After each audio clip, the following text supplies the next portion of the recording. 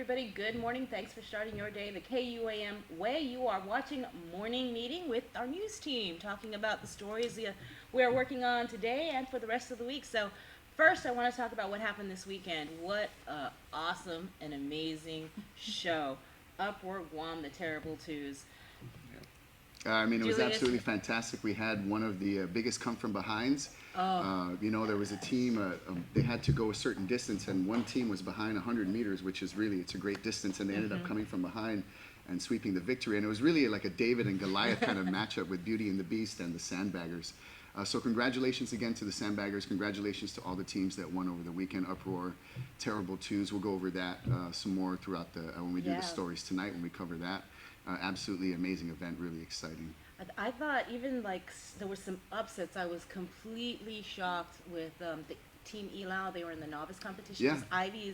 She's a former, she was last year's Uproar champion in her division, I think the open division. Yeah. And then she partnered with her brother, and so that was, oh my gosh. Man, they were so impressive. I was so amazed. I've never seen an event like that before. I've never, just a bunch of people, and when you first see them, they're just like, oh, these are regular people, and they're gonna do some fitness stuff, but man, they are incredibly strong. Have great stamina, and I mean, Ivy was amazing. And even her brother, he's a great guy. I know that guy outside of this, but I mean, I was so impressed. Like, I mean, he was really strong, and I guess this is his first competition, and he did amazing. So I'm excited to see the next Uproar. That was really, really fun. It was intense. Yeah. Like everything throughout the whole time, it was like you just couldn't keep your eyes off of what was going on. And it was long. It was like 6 hours. Yeah. And I mean, but it was exciting throughout the whole thing. Yeah. And I mean, some of those teams had to do 4 or 5 WODs the entire day, which is incredible. I can't even imagine just doing 1 or 2. And that's what I was gonna say. It was like 6 hours long, but the amount of heats that were involved, and the amount of teams that were involved in the entire process. So it actually went fairly quickly, considering the volume that we had to do there, and the fact that all of those teams had to work out throughout the entire day. So that's where we saw teams like the Elaus, who performed extremely well throughout the beginning, and then at the end, with whatever that was happening with them, they just couldn't pull it off at the end. But I mean, everybody's performance was really admirable. And you could totally appreciate that, especially like when we did the WOD. The seating WOD was the first workout of the day. Man, I mean, that put us terrible. down for like half the day. I could definitely feel their pain just watching the whole seating WOD. Yeah. But also on Friday, it was Teacher of the Year. Yeah. Congratulations to Annalyn Palugad. Palugad, right. From Atacao Elementary School. You got a chance to talk with her, right? Yes, so she's an English as a second language teacher at Atacao, and I believe she's been a teacher for 4 years, if I'm not mistaken. 4 years at that school, but 4 years, and then overall it's like over a decade. Yeah. But just her interaction with the kids was amazing, and it's no surprise. I mean, all the teachers were awesome. Just like how their teaching technique inside the classroom, and they each had a unique style with getting their point across to their students, and I mean, they're all winners, but congratulations to Annalyn. And we're also going to be featuring all the finalists and also Annalyn tonight at 6:30. We have a special on the Teacher of the Year, so make sure to watch that. Other stories today, there was the new law that came out from the Vatican last week, and so you're interviewing the Chancellor today. Yeah, we've got an interview up at the Chancellery office.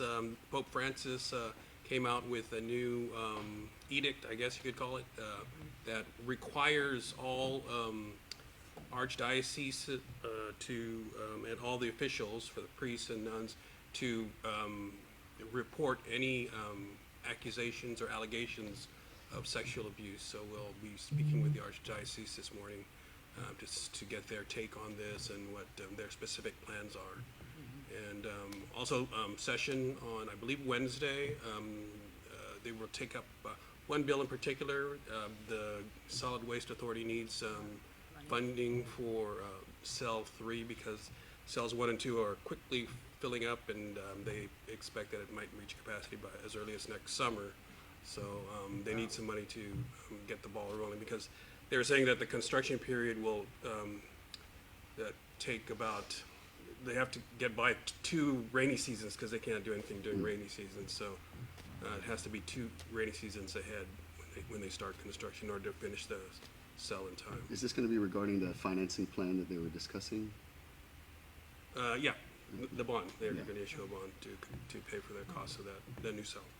I also saw something on Facebook related to a story that you did, Julius, about illegal dumping at the bus stop in Chico, and there was actually, I think, a group of people that cleaned it up, and it wasn't the Nature Alliance that you did feature on last week. It was actually Yeah. some citizens, right, that went out there and cleaned it up. So hopefully we can have a follow up.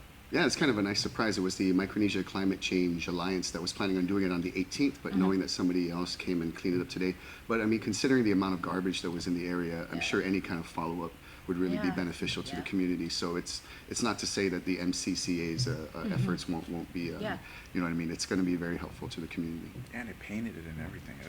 It looks really nice. It's, Oh, There's a lot of fantastic. bags of trash. Yeah, it Yeah. was on Oh, the man, I pictures can that you saw. imagine. So good job to you Yeah, guys. fantastic job. We'll do a follow-up of that tonight. Right.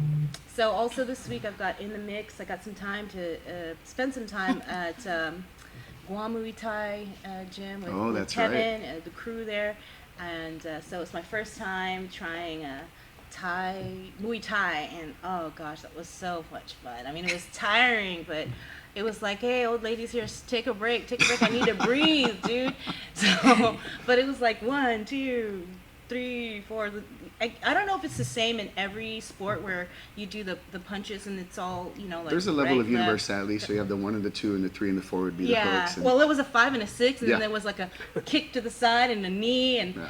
I tell you, I was stress free after that like Wow. 2-hour session, and then I had to get up and we had to do the wad for upright. Yeah, I know. I definitely don't envy you on that one. But Muay Thai is the art of 8 limbs because they have the arms, the legs, and then the elbows and the knees. So they count those. And it's a very destructive, a very respectable martial art. So kudos to you for going through that Yeah. training. I also did, I hung out at the garden with this guy named Joey House. He is a certified Wim Hof instructor. That's a breathing technique.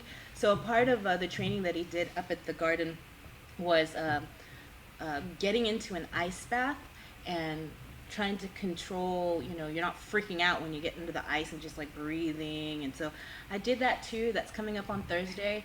I have to say, Milker, he was like, oh, don't pee in the water. And put more ice bags. But you know what? I handled it like a champ. So you gotta watch that. Anything else? Also, too, we have a story on. I guess they did a send off over the Yes, weekend. A family send off. There was over. I know that it's troops from the 294th Infantry. I think for the first batch left this morning. They're doing some training in Texas before they head off to Egypt. So, you know, keeping all of them in our prayers. All right. And that is it for morning meeting. Make sure you tune into primetime at 6 o'clock, and of course the Teacher of the Year special at 6:30. Thanks for starting your day the KUAM way. Bye. Jones.